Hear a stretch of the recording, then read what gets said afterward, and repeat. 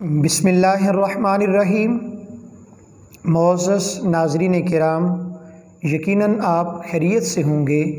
اللہ رب العزت ہمیشہ آپ کو آباد و شاد رکھے۔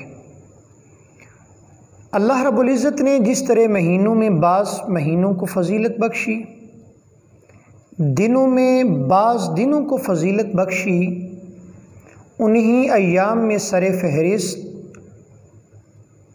ذوالحج شریف کے ابتدائی 10 دن پہلا عشرہ ہے۔ قرآن حکیم 30واں سپارہ اللہ رب العزت ارشاد فرماتے ہیں والفجر ولیال عشر، قسم ہے فجر کی اور 10 راتوں کی۔ مفسرین کرام نے 10 راتوں سے مراد ذوالحج شریف کے پہلے 10 دن مراد لیے ہیں۔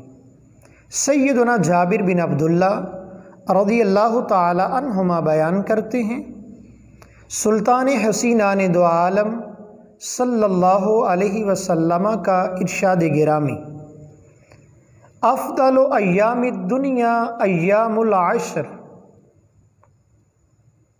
اللہ تعالیٰ کے ہاں دنیا کے افضل ایام ذوالحجہ کے ابتدائی 10 دن ہیں۔ سید المرسلین آقا صلی اللہ علیہ وسلم کا ارشاد گرامی،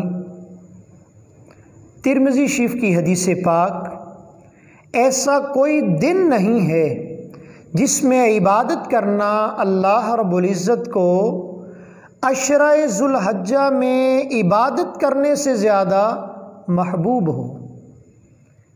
اس کے ہر دن کا روزہ 1 سال کے روزوں کے برابر ہے، اور اس میں ہر رات کی عبادت شب قدر کی عبادت کے برابر ہے۔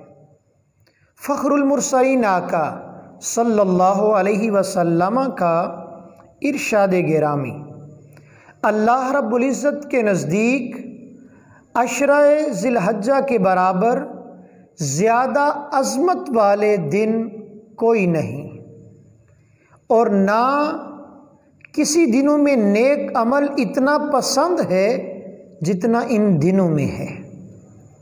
فرمایا لہذا تم ان دنوں میں کثرت کے ساتھ تسبیح یعنی سبحان اللہ، تکبیر اللہ اکبر، تحلیل لا الہ الا اللہ کیا کرو۔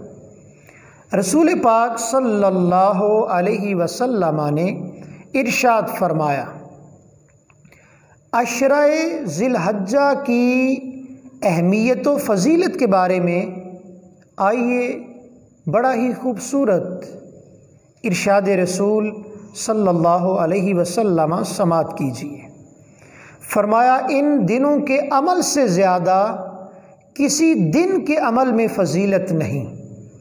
لوگوں نے پوچھا کیا جہاد میں بھی؟ فرمایا ہاں، جہاد میں بھی وہ فضیلت نہیں جو ان دنوں میں فضیلت ہے، لیکن ارشاد فرمایا سوائے اس شخص کے جو جان و مال خطرے میں ڈال کے نکلا، واپس آیا تو اپنے ساتھ کچھ نہ لایا، یعنی سب کچھ راہ خدا میں قربان کر دیا۔ آئیے اللہ رب العزت سے التجا کیجئے عشرہ ذوالحجہ کے ان ابتدائی ایام کی ہمیں قدر کی توفیق عطا فرمائے۔